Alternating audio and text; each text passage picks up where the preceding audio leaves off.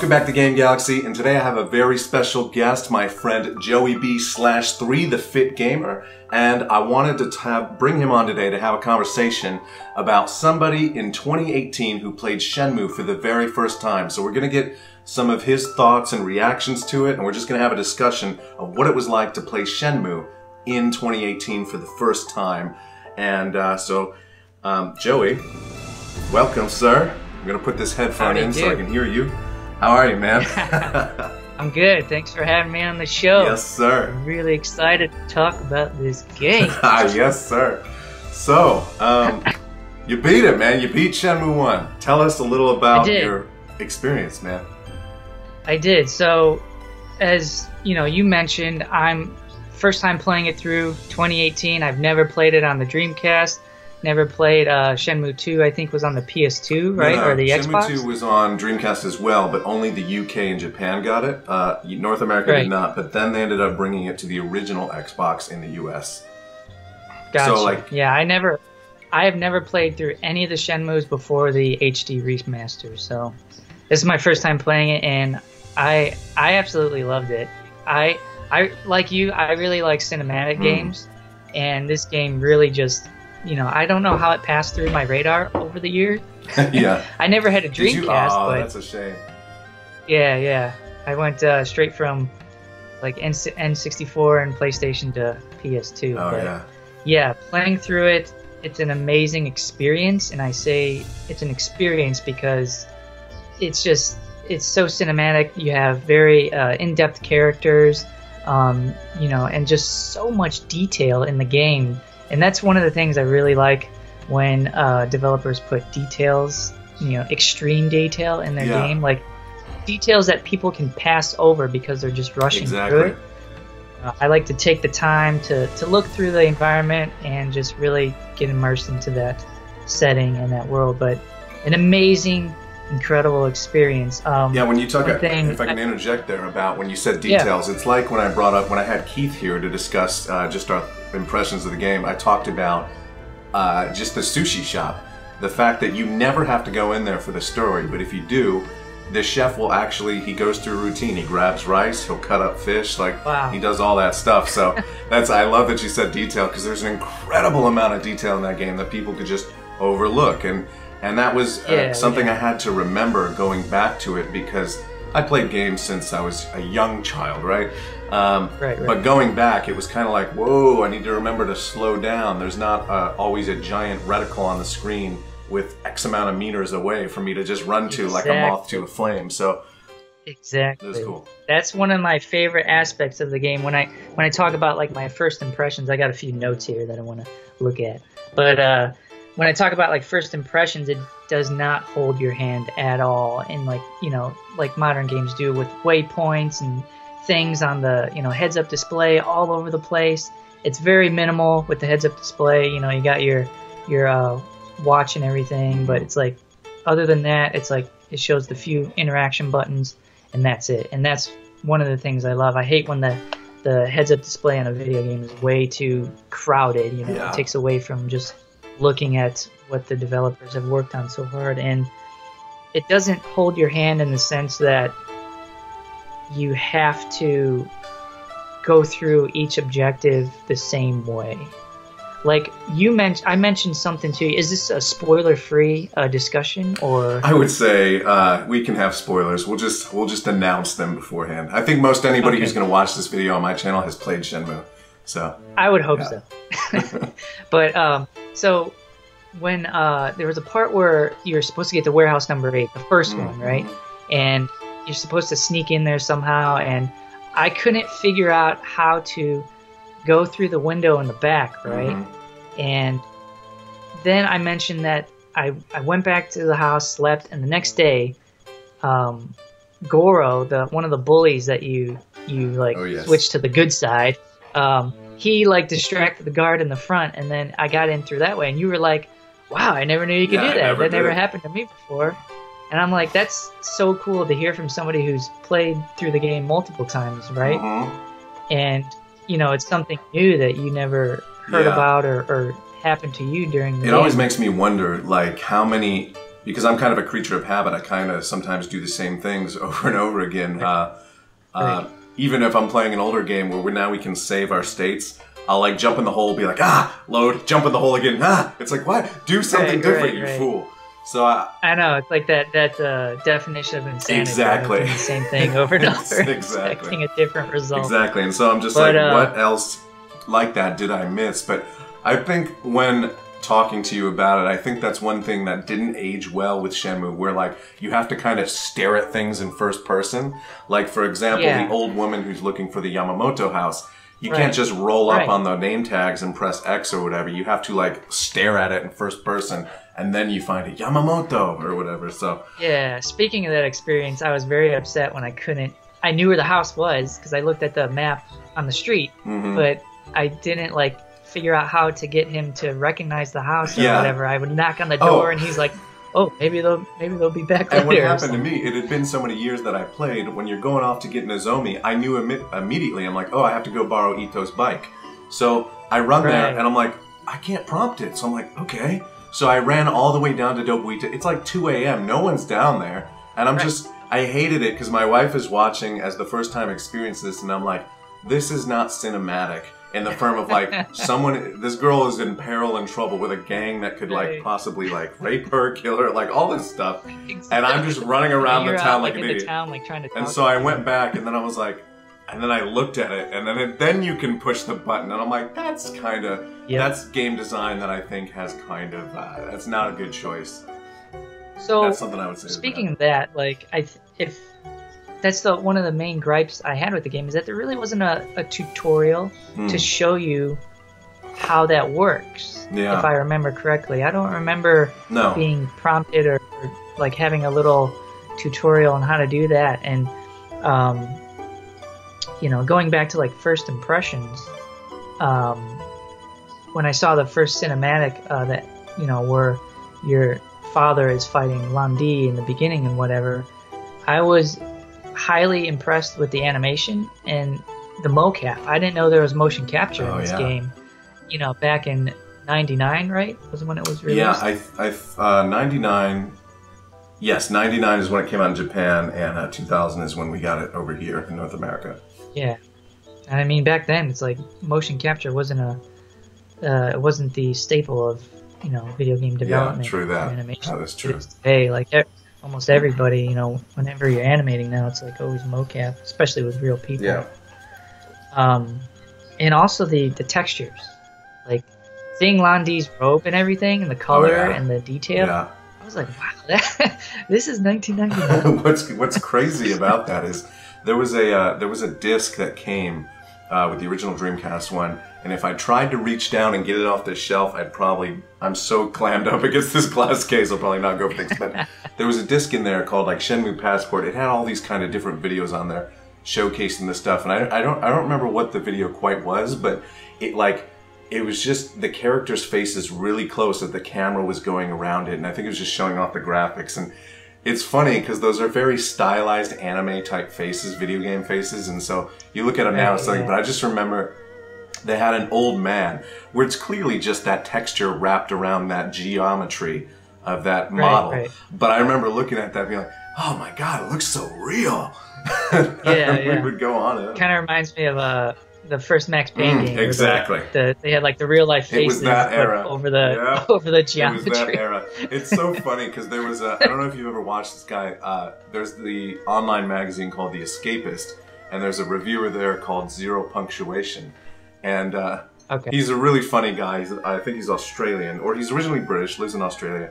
Anyway, his whole shtick is he's really tough on games, really funny, and he edits his stuff together where there's like no pauses, and he's really rambling fast. Right. And so I just remember him talking about, maybe he was reviewing Mafia 2, but he referenced Mafia 1, and that was the era of games where the face textures looked like everyone was bashed in the face with a shovel. And I just thought that was funny. Yeah, it's like caved in. It needs a little more polygons to those faces. Sure. But yeah, the faces in Shenmue also, and like the eyes and how they blink and everything, I was very impressive. The mouths move, those back then it was still kind of games where sometimes their mouths didn't move. Right. When they spoke. We never saw that kind of stuff, man. With the 3D models. Another thing I noticed right away was the sound. I like the music. The music fits the game very well. Yeah. I wish for the HD remaster they would have not re-record the voices or the dialogue or anything, keep everything, but maybe like try to remaster the sound to remove a lot of that compression and hiss and stuff that you hear from that kind of audio file. But it makes me wonder if that was a situation where the master recordings, as it were ever saved, or if they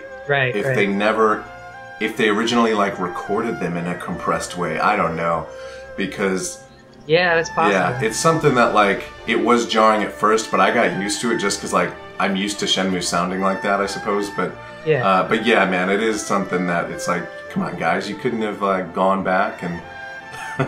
Right. Yeah. I didn't want like the re-recorded voices, but sure. like it reminds me of like how the first Resident Evil game was. You have like the cheesy dialogue and delivery of the dialogue, but yeah, just that compression. That was distracting at first, but after you just watch the first cutscene, it's like I don't even remember like having a issue with it or anything. Yeah. And Shenmue has good voices and bad voices, of course, that are funny. Yeah. Especially like I let it go, but some like there's some funny ones like of the NPCs that are just like, oh no, I'm tired. Let me go. And I think I think the problem is Eric Kelso did a lot of he was the guy who did like Fukusan. He did a lot of the NPCs too, and you can hear that timbre of voice in it. And this is probably gonna bother some people. I'm not a big fan of him in general, and I think, unless I'm mistaken, I think he did the English voice of Ren, which I don't like. And Ren is a character in Shenmue 2, which you haven't met yet. But I just love the Japanese voice of Ren. Is like he's that brand of Japanese where like like trilling that trilling tongue. I spoke nonsense, by the way. That wasn't real Japanese. Sorry, Japanese speakers of the world. But that trilling tongue, like he's like that street thug. And in this, you have like, my name is, I don't know. I'll get used to it. This is my first time playing Shenmue 2 in English as I'm going through it now. So yeah, I remember you saying that in your other video with Keith. And another just quick first impression thing was that once I started exploring the world and stuff, just the immense amount of like detailed environments. Just at the Hazuki dojo and stuff. You have that pond with the fish in there. The koi fish. I mean, it's just like stuff like that like you can just like take a minute and look at. You don't have to. There's no interaction with it, but and then you like go throughout the house and just see like the different pictures on the wall. And speaking of going through the house, the whole like drawer opening interactivity thing, that is awesome. I don't know why more games don't do that. Sure. And did you look everywhere? I really want that. Yes, I tried to look anywhere I could. I'm like opening every cabinet, every drawer. As far as I know, there are 2 scrolls in the house. Did you find them? Okay, yes, cool. I did. Because I was very happy to find those because having as many martial arts moves as possible is always. There's one in Fukusan's room, and then there's one like kind of in that laundry basket thing in that one back hallway. Yeah. Yep.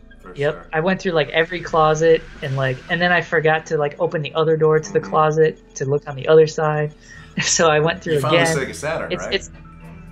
Yeah, that's what I wanted to mention. Which is funny because the game takes place in 1986, and it doesn't, the Saturn wouldn't have existed. Oh yeah, I didn't even think about that. But it's still cool though. And I actually, on my playthrough, I would buy chocolate or chips, whatever I could, to get as many chances to win a video game as I could, and I did this time. I won a game. I don't remember which one it was. I just remember you're like kind of on a surfboard or something. Well, so you got Space Harrier then? Yeah. Yeah, Space Harrier. Yeah, that was really cool. Cool. That's the one I chose. I think when I originally, I would always usually pick Hang On, because I used to like that a lot. I still love racing games, but I really loved racing games back in the day with Outrun and all that. But this time I was like, I want to do Space Harrier because I love that game.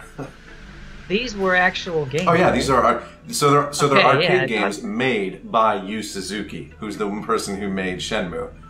They're all. I mean, that just shows the attention to detail. Right those there. are Yu Suzuki arcade games. So that's why you know, he also made Outrun, my favorite like arcade racing game or driving game, and in Shenmue 2 you can find, it's kind of hidden away, but you can find an Outrun machine, which is awesome. Right. Yeah.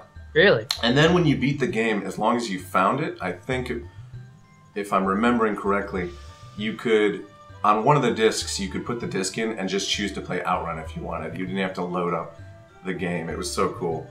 So you being an avid, current still practitioner of martial arts, how did you appreciate all of the martial arts in the game as being kind of grounded in reality? I mean, they are real martial arts, and I think, how exciting was it that like Ryo essentially was like, you know, a form of like Shotokan karate almost, even though I mentioned this in Shenmue 2, when an old master asks what his style is, he says jujitsu, but clearly his moves replicate karate, so I don't understand that. But but I think it's an exciting adventure of like, Ryo, you can imagine, is confident in his skills, but he's being open to this whole other world of like Chinese kung fu and these other arts from different people.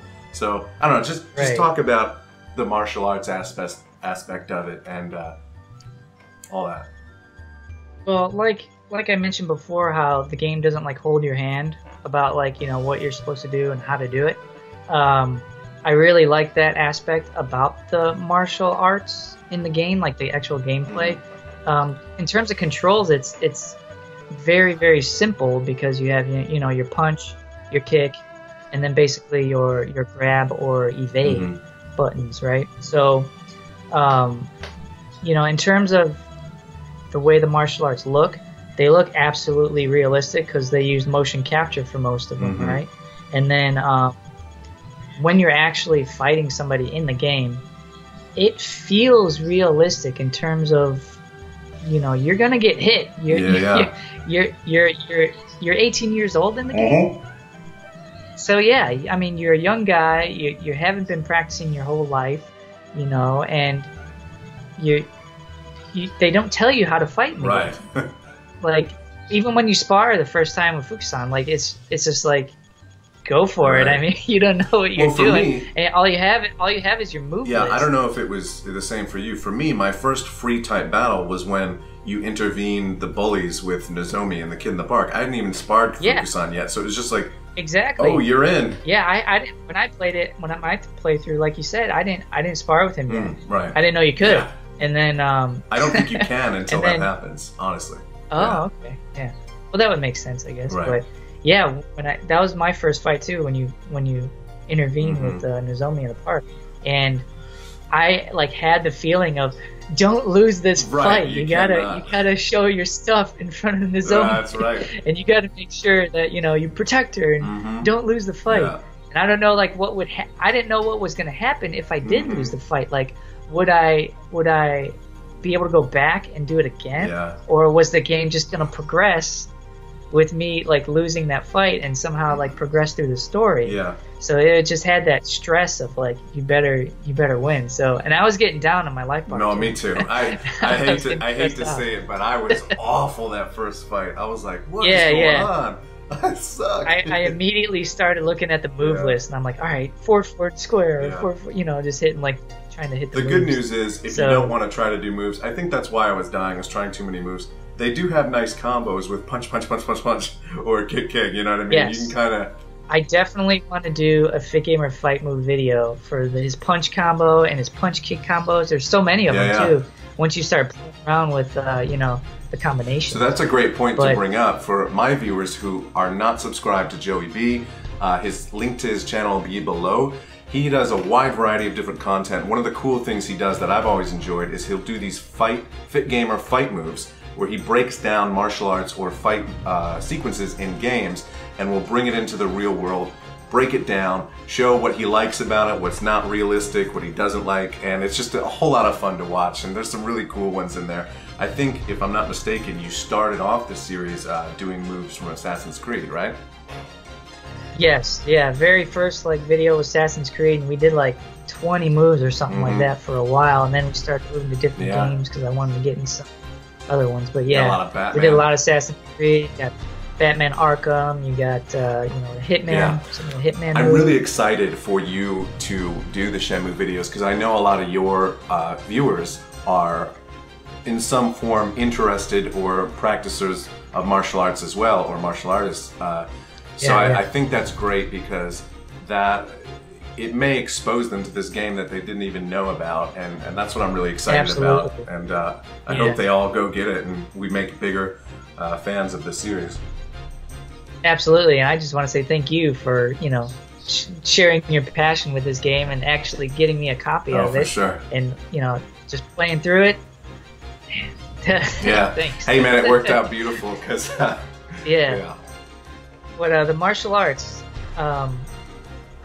in terms of realism and realistic martial arts, I like the feeling of the gameplay for the fighting because you don't have the lightning bolts above their head telling you that you can counter. There is really no counter button. There are some moves that you can do to counter their strikes, but there's not like a counter button that you can just press and then he flips them over or whatever.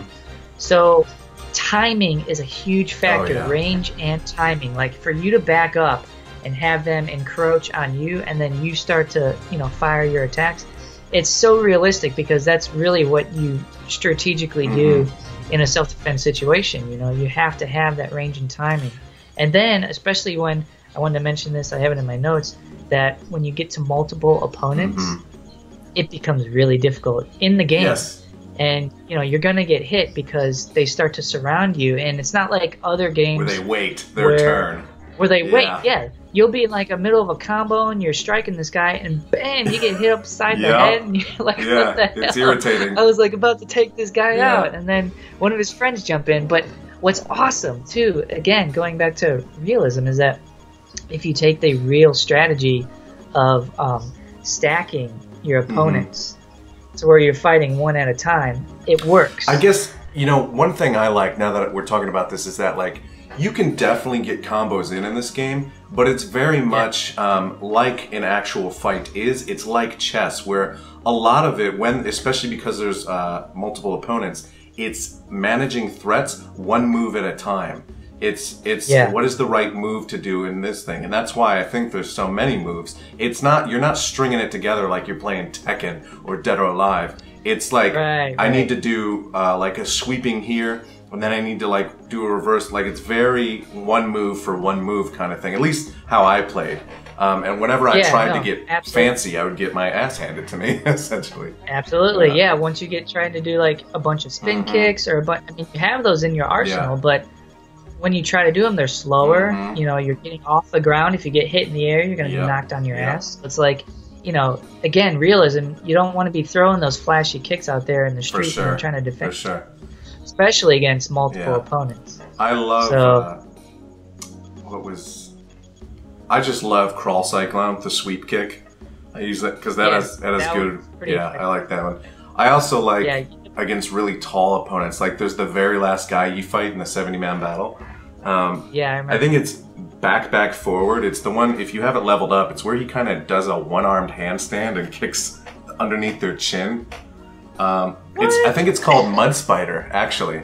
If you, you're not familiar. Oh, I have that one, but he slides on the ground and kicks him in the gut. So if you've trained it. If you level it up, it turns into like a one-arm handstand where his feet will hit them under their chin. And that move was a great move to use against that tall guy because I would just bam him in his face. Yeah, I forgot. I really liked, one of my favorite moves was just the sidekick. I forgot what it's called in the game. Hold against leg, I think they called it. Sidekick, yeah, it's quick, but it puts him back just enough. And the thing about the Mud Spider, unless you level it up, it's almost unusable in battle because he's so slow about sliding. Yeah, it is very slow. But I've tried it and it worked a couple times, but it's just too slow. It's much faster once you level it up, and that's why you gotta train. And that's one thing I wanted to really mention. Yes, is the leveling up, and this is like it's like the perfect fit gamer game, because it's, you know, martial arts and fitness, and you're leveling up and just becoming a better, you know, martial artist through training, and you actually have to train in the game to actually level up before, you know, if you don't like do any training, you're probably not going to level up many moves before the end of the game, before you get to the end. I mean, you get a little bit of advancement when you sleep if you have it set to train all moves equally. So like, I know there's a hack people do where like, when you're trying to find warehouse number 8 and you sneak in, if you fail, a day passes. So many people sometimes will fail on purpose just to get their moves up, but that's cheating. Can't do that. Right. Yeah. I just like, anytime there's an objective or a goal to obtain, and you have to wait to a certain time, my favorite pastime is just to go back either to the dojo at the time where they allow you to train, or to the many different spots you find in the environment where you can train. Thankfully, and just sit there. I'm sure you knew this as well, but I love that there's like an empty warehouse at the dock that you can train in. Yes, I did find that behind what's her name? I couldn't find it. I had to have the old man tell me. He mentioned it in a cutscene to me. Oh, really? Like, he mentioned, go train here, and sometimes I will be there. I never ran into him in the warehouse. That's true. He said, I think that was just him saying, like, sometimes I train there. So it's, you can go there. Oh, I don't think he's ever there, personally. I could be wrong, but... I never ran into him, but it's behind the lady serving lunch.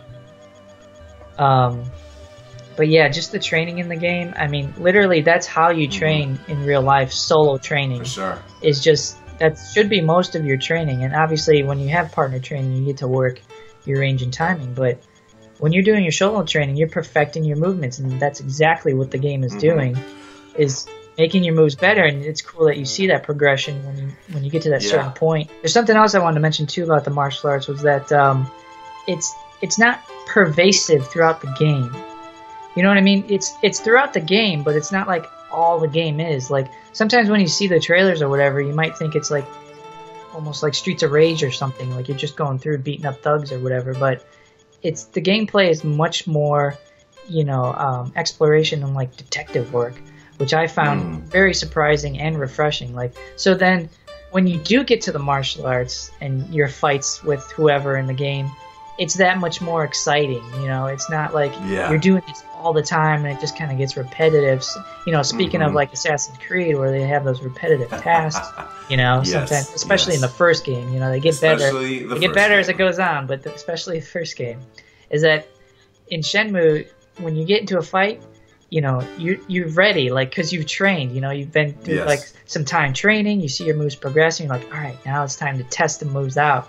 And then you're like, all right, this one works well, this one doesn't work well in a real fight. Yeah. And that's really, again, what you kind of have to do in real life. When you're going through like your martial arts training, you have to go and try and spar and see which move actually works and which move is just bullshit. Because a lot of it is, you know, a bunch of crap people make up and they don't test it out. So for sure, that's one of the things I like to do with these video game moves, is like, if I like one of them, I'll test it out with my buddies or whatever and drill it out and then put into like some sparring and see how well it works. And, you know, I think a lot of these moves in Shenmue, I mean, you have your basic punches, you have your jab, you have your cross, you have your hook. I seen that uppercut. That's a lit, you know, like the uppercut was a little, you know, exaggerated. He goes like way up and stuff like this. Yeah. And like the kicks, most of the kicks are good as long as they're, you know, not too fancy. He's got the roundhouse, the side kick, the front kick I saw. And those are like your basic strikes that you want to be working in the game and in real life. So it's like, and then some of the throws, those are really cool. Yeah. The throws are something that I start to like use more when I replay the 70-man battle. They're really useful though and cool. Like, I don't know if the way I beat Chai, it took me over 20 times to reload the arcade fight, by the way, because I usually lose it. It's freaking hard because there's no room. But like, the thing with Chai is, and maybe you found this in the end, was not to attack. It's block him and then do something to him. But one of the things that just decimates Chai is like doing back throw. Is this like, I forget the name of it. It's either demon drop or like Hazuki roll. He basically grabs him by the arm, and flips backward and rolls his body weight on top of him. Yeah, he flips him and then like lands on him, right? Yep. Yeah. That one is killer. And I'm just like, man, if you did that to someone in real life, they'd be done. Yeah, no, that's called what's that called? It's basically, yeah, sometimes when you throw people, and that's a real throw too.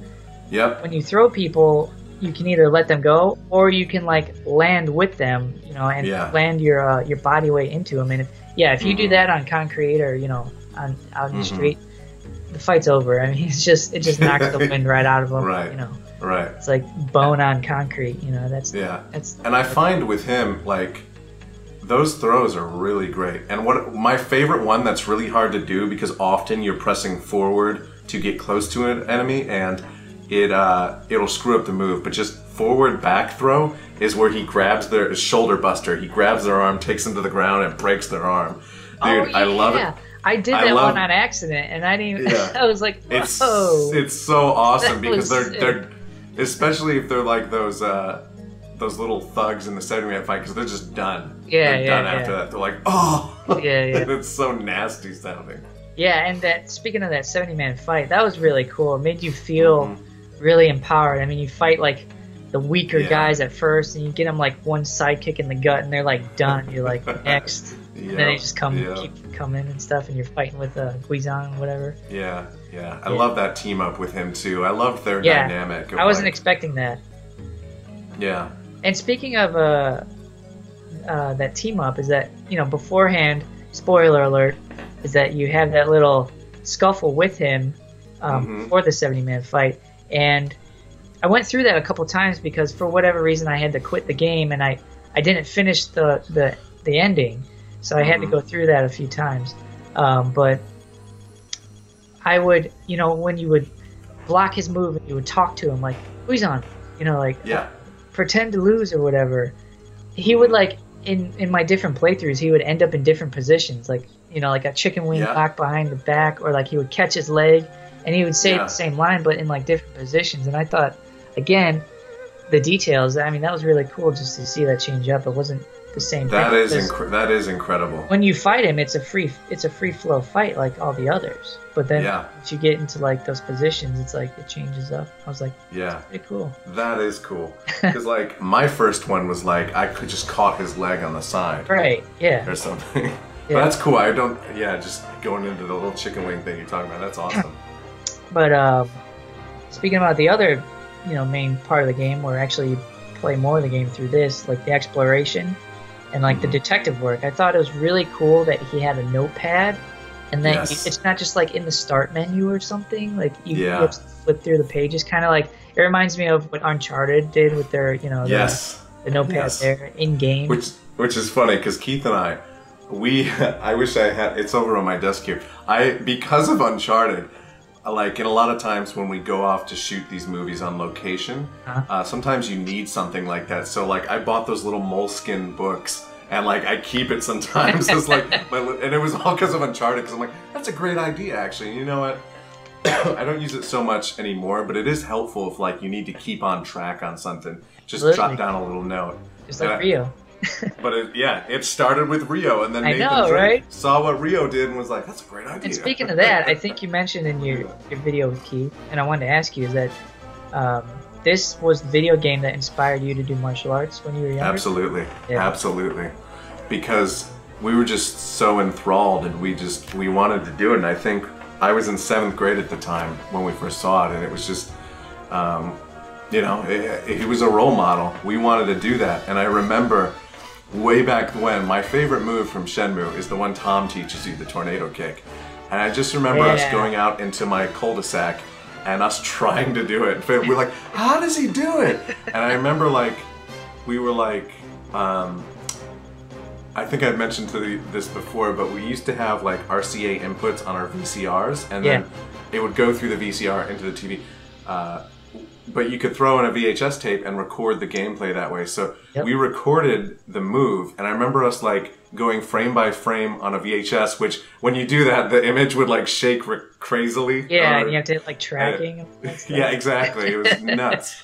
But we were watching it, and we tried to break it down. We still couldn't do it. Later in life, So we started doing martial arts with this school, which was, we were very lucky at this school we did, because it was a Taekwondo Hapkido combination school, but they did so much more because the guy who was our master there, basically we started doing boxing and incorporating other martial arts, because what he said was completely true. It's like, Taekwondo is great, but that cannot be your only martial art, because you are going, it does not teach you really to use your hands all that much. It's a lot of kicks in Taekwondo, so it's like, and I think if you were to fight a Taekwondo fighter, someone who's really good, and there was a dude who was way older than us and better, and when I would spar him, I found out how to beat him, was just move in close to him, and then he didn't know what to do. Exactly, And then I would punch him in the head, because he was so reliant on his legs. If instead of being scared and moving away, which is something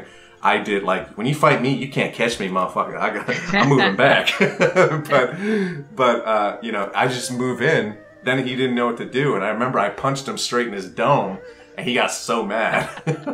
In fact, he got mad that he pushed me back and like did an axe kick right on my head. Obviously, you're wearing protection. Yeah. But it like bounced my head, and I did chip my tooth a little bit, just a bit in my front. So I had to go to the dentist and get my front two teeth kind of filed down to have them even again. But yeah, but he went a little overboard because his pride was bruised. Yeah, that's just ego talking and stuff. And it's like, that's a big mistake in martial arts. This kid, you'll like train so hard in one martial art, and you don't realize that people don't follow your rules. Right. That you've been training all these years, and once they break through, break the box or whatever, think outside the box, it's just like, then you see the faults in your game immediately. Yeah, it's much like... Well, that's the thing. Like, that's the thing with the Fit Gamer fight moves, is that I try to, in the Fit Gamers Martial Academy, I'm showing people how to train these moves for real self-defense. I'm bridging the gap between, video game martial arts entertainment, movie entertainment, and then bringing it to, real life self-defense. So there's definitely those revisions you have to make. Otherwise, you're just going to get your ass kicked all day long. Yeah. Going back to the, detective work, you get that notebook. Yes. And then there was, sometimes where I would go through and then speak to somebody, and he would make a note, and there'd be a space for another note. That is one of the most aggravating things. What did I miss? So aggravating for someone OCD like me. Yeah. Keith and I talked about this too, especially because to get full, I bet there's someone on the internet that has a full notebook, but to get full entries on a thing, it's like you need to maybe talk to a ridiculous amount of people, which sometimes you'll have the answer, which someone says, oh, I'm looking for Chinese people. Check out the Ajiichi restaurant. So many times you go there, or you already talked to the person that found the solution. Whereas the space before it that might be blank might be someone to be like, maybe you should check on this side of town. So it's just like stupid cues. But I do hate it at times when it feels like I skip 4 whole pages and there's nothing but blank. It's like, what did I miss? I know. I feel like I missed something, and I know you can miss being taught martial arts moves if you don't meet somebody at a certain time and stuff like that. So nice text tone. It's very you have to pay attention to detail in the game, like when people talk to you. And what was cool that I found out, and I was frustrated when I didn't know this, was that so you'll talk to somebody and they'll be like, well, I'm not too sure, or they say to go look over here, or they give you some vague objective to do. But then if you talk to them again right after, they might give you some more details. That's true. And I was like, okay, so now I need to really interact with these people until I get the same response over and over, so I know I got the most out of their knowledge that I could obtain. Yeah. That's kind of, for me, that's like a typical RPG type thing. If you play a lot of old Final Fantasies, sometimes you just gotta click through until you see it repeat, because you might get more. Speaking of RPGs, I liked how it wasn't too complicated in terms of your moves and stuff. You would just master. They would say master a move, which means now you have it in your inventory, or you can use it, but you still have to train it up.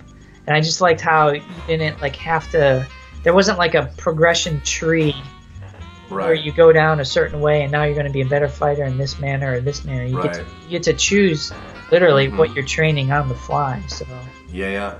I really like that aspect of it. I think if I ever play Shenmue 1 again, which obviously I'm sure I will, I think I'm going to change. I usually go to bed with training all moves equally, but I personally spend enough time training the punches and kicks. I should set that to the throws so I could get my throws maxed. Agreed. That makes more sense because training the punches and the kicks, I don't think you can train the throws when you cannot. The only time I think you can get a boost is when you use them against Fukusan. So there's a move that you buy from the antique shop called Arm Break Fire. I don't think I've ever seen the advanced movement of it because I set that as my quick move for the game, and when I would do Fukusan, fight him, not do him, when I would fight him, I was literally, that's all I would do. I would hit him in the rib, he'd fall over, and I'd do it over and over. Because I think there's a second part of that move where you take them to the ground and do like an arm bar and break their arm or something. But I've never seen it or got it to that point, so. And now, after finishing the game, I found out from you that you can bring your file over to the next game? Yes, that was something that here in North America we were robbed of because, were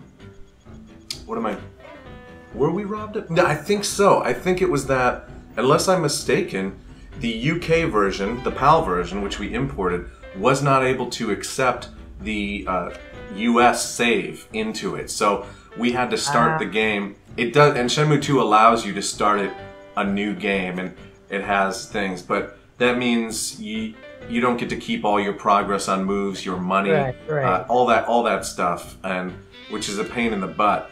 And same for any of the people who waited and got it on Xbox. There was no file to transfer. So on this one, this was the first time I was actually able to do it. The only thing I find annoying is like the combat system is changed in 2. I think it's a little much better. I recently talked to Keith about this. He actually prefers 1 because 2 is a little more fluid and frantic. Personally, I liked that because sometimes it's hard to get Ryo to turn around in the first game. But they kind of renamed some of the movements to do the moves. They like assign them to different combinations. So it's kind of like, why'd you do that? I was so used to doing the move this way. But that's because they added in a few new ones and whatnot. And I think Keith was bothered by the evade. Ryo can now roll, so it's like you can kind of just start rolling around ridiculous, like really fast. But I think it really helps getting around, especially when you're fighting like gangs of people. And I always said Shenmue 2 is much more action-packed. They still have that mystery and investigation, but you'll be doing a lot more fighting in that game. And not spoiling too much, but there's a part where you need to be able to get into this building where this gang is at. You need to get scouted as a fighter. So you actually have to partake in underground street fights to get scouted and win them. So yeah, there's a lot. Yeah, there's a lot of fighting. I can't wait to play that one. It's cool. 2 is incredible. I need to put down the Red Dead Redemption 2 and do it and balance it because it's. Speaking of Red Dead, I just started the first one. So and speaking of like, some newer games, you definitely see the influences of Shenmue in the newer games, especially like GTA 4. How so? Just like the pastimes. Oh yeah, I guess bowling and all that. Yeah, and just playing stuff like that. And speaking of that in Shenmue, like those are actually fun. Like the dart game, that was fun to figure out. I love the dart game. And like just going to the arcade and actually playing those games is it's hilarious that you can do that. But again, in the game, they purposely make times where you have to waste time doing something. And obviously training is always the best, but it's like, there's just so much to do and figure out, and there are incentives to do those things too. It's not just like, and especially what I loved about that is back then in 2000 and 2001, when I was a younger kid, I didn't work during high school. I didn't have a lot of money, and there were less video games around back then. So it wasn't always this push of getting a game and I got to get through it because I got the stack of 25 games. So it was fun to just have this world where there were days where I didn't pursue the story. I just lived in the world, and I'm going to go to the arcade. I'm going to buy a soda and drink it and kind of buy some toys. And that was really cool to you know, have that element of it. Well, it also gave me the experience of playing Sega Saturn games, like we said before. Yeah. I never played any Sega Saturn games back in the day. But I noticed, too, that they had, like, some Virtua Fighter stuff in the game, like those little capsule toys, and also a lot of the martial arts moves look familiar. So here's an interesting fact. Shenmue originally started as a project for Yu Suzuki, and it was going to be Virtua Fighter RPG. So many of the moves that Ryo does mirror Akira, who is he's the karate guy from Virtua thing. Yeah. And so that, you know, that turned into Shenmue, and then we got this game, and that I'm going to be showing the audience here on PlayStation 2. Many years later, there was a game that I think was kind of a evolution of that original idea Yu Suzuki had. It's called Virtua Quest on PS2. This is a really cool game that I'm going to have to talk about in the future. It's an RPG where you go on this adventure, but you get trained by the Virtua Fighter characters and learn moves. It's a really cool game. A really cool game that not a lot of people know about. But that was, it originally was, you know, going to be like a Virtua Fighter RPG, and I think Ryo really takes after that Akira character, because that was, you know, the main man of the Virtua Fighter series. Speaking of cast of characters, you definitely find some in this game. What do you mean? Like, just with, like, you know, Tom with, like, okay, you know, and, like, the old man, like, the old hobo man who's like, come meet me by the blah, blah, blah, and I'll teach you something, okay? Yes. Dude, my favorite thing the old man says is, like, when you first meet him and buy them the coffee, he goes, oh, it's so warm. I know, right? And I love that. Gotta love that voice acting. Yeah, it's so great. The great thing about Tom and his accent is, you know, I played half of this game in Japanese because I never experienced in Japanese, and then I switched back to English. And what's great is if you put it in Japanese, they have him pronouncing Japanese very terribly, as if it's like a Western, and he mixes in English words. So he'd be like, you know, I guess, like, let me think of like a Japanese phrase, like, you know, Genki desu ka? Like, how are you? He'd be like, Genki desu ka? You know? Or like, that's awesome.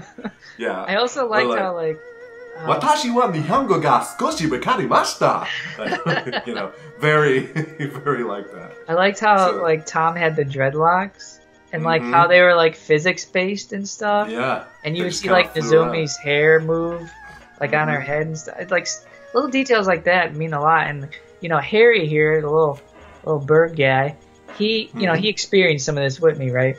And when you would go to the harbor and you'd have the flock of seagulls or the birds or whatever, and you would run by them, they would fly away and come back and land, and then you can do the same thing. I just thought those crazy little details really do immerse you into the story and into the setting of these games. So I tell you, the flocks that you would run through, that was incredible. Yeah. And some of this stuff to a lot of people is like, what are you guys talking about? But it's like, if you're a younger person watching this, man, you just never saw anything like this. And I know, you at least, I mean, have the ability, even though you're playing this in 2018, you remember what it was like. So you can take your mind back to that day and be like, this is amazing. Yeah, the level of detail in this game is incredible. And I just think the way they implement it, though, like, you can have tons of detail in the game, but if you don't somehow implement it into the gameplay, it's kind of useless, you know?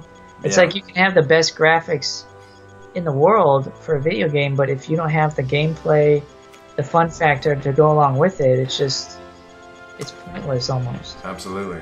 Yeah. So, like, you know, I think I mentioned this phrase to you before, is like, perfect game experience, you know? So it, like, my perfect game experience, obviously it's different for everybody, but subjectively, it is the game incredibly immersive. Do I get lost into the world? Yes. Is it fun? Yes. You know, the gameplay is the gameplay fun? Absolutely. You have your brawls, you have your detective work, you have your exploration, and then is it memorable? Absolutely. I'll never forget my experience with Shenmue.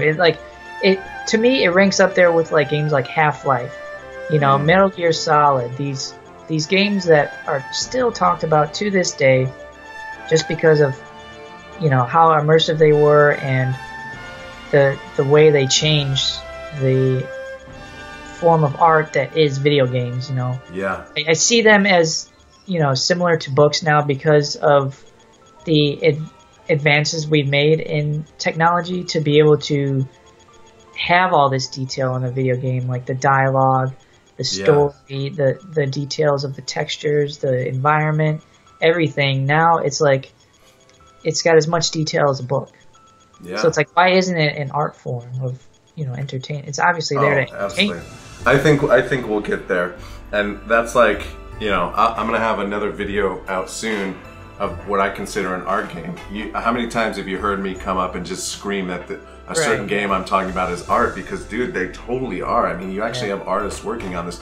I think my mind goes back all the time to that Apsu game, which the director of it was previously an art director on other games, and it's very like, these people are doing art, whether, you know what I mean? If you can consider Pixar art, you know, it's the same kind of thing. Yeah, exactly. And it totally is. I mean, yeah, video games are incredible, and I stand by my word that Keith feels the same. We may already be there already, that like video games are going to transcend popularity and just cultural influence more than film and movies, because it already makes more money than the film industry by far. I would have to agree with that. It's getting close. And don't get me wrong, I love movies, but I think, and Keith and I have talked about this a long time, and I remember the guy who was kind of a mentor to me and to Keith would get mad and argue that he's like, but his mind is on the Atari 2600. He has no idea of what games are, and for me, like, that's why you say you love cinematic games, so do I. So I love like a Quantic Dream game where it's a blend of a movie, but yet I'm in somewhat of control. The feeling you get of being actively involved in a cinematic story is unbelievable and unparalleled that no film can give you. That doesn't mean you can't have a great experience watching a film. Sometimes you want to be told a passive story, and that's why movies will never go away. But one question I had for you is, would you suggest this game to someone in 2018, and what would it, like, prerequisite advice you would give somebody who maybe hasn't played a lot of older video games? I would definitely say be patient with the gameplay. It's not like a lot of modern games where it's just fast-paced. You get your instant gratification with, you know, leveling up your character or killing your opponents or whatever, you know. Be patient with the game and go through it to where, you know, act like it's almost like real life, because that's what you got to do in the game. You got to walk down the street and go to different people and talk to them. You can't just go run in there. It's not bam, bam, wham, bam, thank you, ma'am. You know, it's like, it's just, you gotta take the time to get the details down. I mean, the guy's got a freaking notebook, for goodness sake. You know, like, you don't have that busy heads-up display, so you do have to go through the game. It doesn't hold your hand, but it's so refreshing nowadays that a game doesn't do that. You know, if a modern game doesn't do that, I give it some of the highest praise I can, because it's just, it allows me to think for myself, and that's what Shenmue does. It doesn't guide you so easily.